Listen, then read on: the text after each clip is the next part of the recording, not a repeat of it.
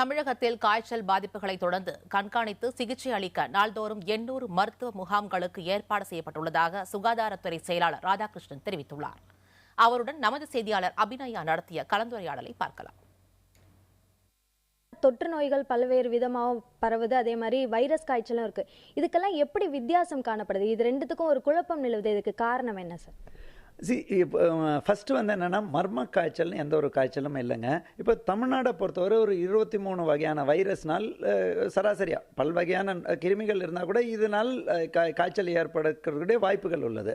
அந்த மாதிரி காய்ச்சலை கண்டறியறதுக்கான அனைத்து வசதிகளும் இருக்குது. அதனால தான் நாங்கள் பொதுமக்களை ஏன் அரசு ஆஸ்பத்திரியில் நாட சொல்கிறோன்னா, இலவசமாக இது என்ன நோய், டைஃபாய்டா, லெப்டோஸ்பைரோசிஸா, இல்லை இதர வகையான வைரஸ் காய்ச்சலா, 23 வகையான வைரஸ் காய்ச்சலையும் கண்டறியறதுக்கான வசதிகள் நம்மக்கிட்ட இருக்குது. அதை நம்ம கண்டறியணும். பட் அதுக்குன்னு எல்லா பர்சன்ஸ்லையும் இந்த 23 வகையான டெஸ்ட் செய்வதற்கான தேவையில்லை. நம்ம டக்குன்னு போன உடனே கரெக்டான அந்த இப்போ டெங்கு காய்ச்சலா இல்லையாங்கிறத கண்டுபிடிக்க முதல்ல நாங்கள் தட்டணுக்கள் பார்ப்போம், எவ்வளோ தட்டணுக்கள் லெவல் இருக்குது. செகண்ட், நான் பொதுமக்கள்கிட்ட சொல்கிறதே என்னென்னா, தயவு செய்து விரைவு பரிசோதனைக்கு தங்களை உட்படுத்தாதீர்கள்.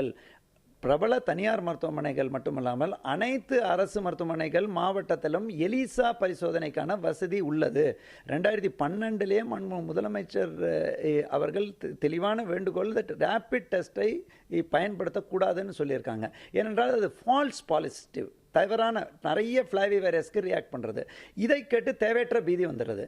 அதே மாதிரி டெக்னிக்கலாக ஐஜிஜி, அது ஏற்கனவே டெங்கு 2 ஆண்டுக்கு முன்பு இருக்கிறவர்களுக்கு அந்த எதிர்ப்பு உள்ள ஆன்டிபாடி இருக்கும். அதை பார்த்து சில பேர் எனக்கு டெங்கு உறுதி ஆகிடுதுன்னு சொல்லுவேன். ஸோ தேவையற்ற பீதி இல்லாமல் இருக்கிறதுக்கு அவங்க மருத்துவர்களை அணுகணும். அரசு ஹாஸ்பிட்டல் மருத்துவர்கள்னா தெளிவான டெஸ்ட் செய்து அவங்களுக்கு தேவையான அனைத்து வசதிகளும் செய்வதற்கு ஏற்பாடு உள்ளது. அதையும் பண்ணிட்டும் இருக்கோங்க. அதே மாதிரி சார், இப்போது அந்த காய்ச்சல், இந்த டெங்கு, இது பற்றின நிலவரங்களை தமிழக அரசு மறைத்து பேசுகிறதா ஒரு பொதுவான குற்றச்சாட்டு முன்வைக்கப்படுது. அதுக்கு உங்களோட பதில் என்ன? இது முற்றிலும் தவறான கருத்துங்க. காய்ச்சல் பொறுத்தவரைங்க, இப்போ காய்ச்சல் சீசனில் பத்திரிகை தொலைக்காட்சிகள்லாம் காட்டிகிட்டு இருக்க அதை பற்றி பேசிகிட்டு இருக்காங்க.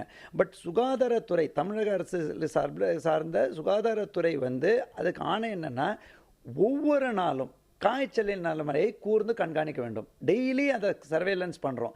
அது மட்டும் இல்லாமல் ஏதோ ஒரு அதிகாரியோட மின்னணு அஞ்சலில் இருக்கிற ரிப்போர்ட்டு மிஸ் ஆனதுனால காய்ச்சலின் நிலைமை மிஸ் ஆகிடுங்கிற தேவையற்ற பீதி மக்களிடையே வேண்டாங்க.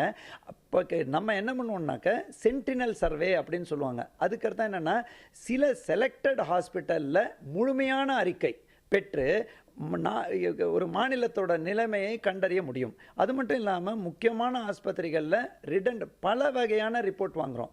அந்த ஒரு லோக்கல் அதிகாரிகிட்ட ஒரு ரிப்போர்ட் வரும், நேரடியாகவும் அந்த ரிப்போர்ட்டுகள் மாநில அரசுக்கு வரதுனால தேவையற்ற பீதி இந்த மாதிரி கணக்கீடில் போக வேண்டாங்க. செப்டம்பர் மாதம் எவ்வளோ இருந்தது, கடந்த ஆண்டு எவ்வளோ இருந்தது அப்படின்னு இப்போதைக்கு நம்ம காய்ச்சலை வச்சே நடவடிக்கை எடுத்துகிறோம். 10க்கு மேற்பட்ட ஒரு பகுதியில் காய்ச்சல் இருந்தால் அதுக்காக நம்ம டைஃபாய்டா டெங்குங்கிற அளவுக்கே போகிறதுக்கு முன்னாடியே நடவடிக்கை எடுக்கிறதுக்கான உத்தரவு பிறப்பித்துள்ளோம். ஸோ தேவையற்ற பீதி மக்களிடையே இதனால் வேண்டாங்க. நம்ம மக்கள் சைடில் மிகவும் ஒத்துழைப்பு பல வகையான இதில் தேவைங்க. ஒன்று, காய்ச்சல் வரும்போது சிலர் இப்போ அண்மையில் ஓரிரு இறப்புகள், இப்போ நீங்கள் சுட்டிக்காட்டுற சில இடத்துல இறப்புகள் பற்றி சொல்லும்பொழுது அவங்க பல விதமான 2-3 தனியார் மருத்துவர்கள்ட்ட அவுட் பேஷண்ட்டாக ட்ரீட் பண்ணுறாங்க. அதனால தான் நாங்கள் ஐஎம்ஏ அப்புறம் நர்சிங் போர்ட்டையும் ஒரு தெளிவான மீட்டிங் நடத்தி அவங்ககிட்டையும் ரிக்வெஸ்ட் பண்ணியிருக்கோம். அந்த மாதிரி அதே மாதிரி நெக்லெக்ட் பண்ணுறாங்க. ஸோ இதுக்கு அரசு என்ன செய்யறதுன்னா, ஒன்று என்னன்னாக்க, நாங்களே மக்களை தேடி இந்த நடமாடும் மருத்துவமனை மட்டும் ஃபீவர் கேம்ப் ஒரு நாள்தோறும் குறைந்தது 800 ஃபீவர் கேம்ப் நடத்துகிறோம் அந்தந்த பகுதிக்கு போய். ஸோ தட் இந்த சில பேர் சரி பரவாயில்ல நாளைக்கு பார்த்துக்கலாம் அப்படின்னு டிலே பண்ணிடக்கூடாதுங்கிறதுக்கு. இன்னொன்று, ஐஎம்ஏ மூலமாகவும் அவங்ககிட்ட நாங்கள் ஒத்துழைப்பு கொடுக்கறதுக்கு கேட்டிருக்கோங்க.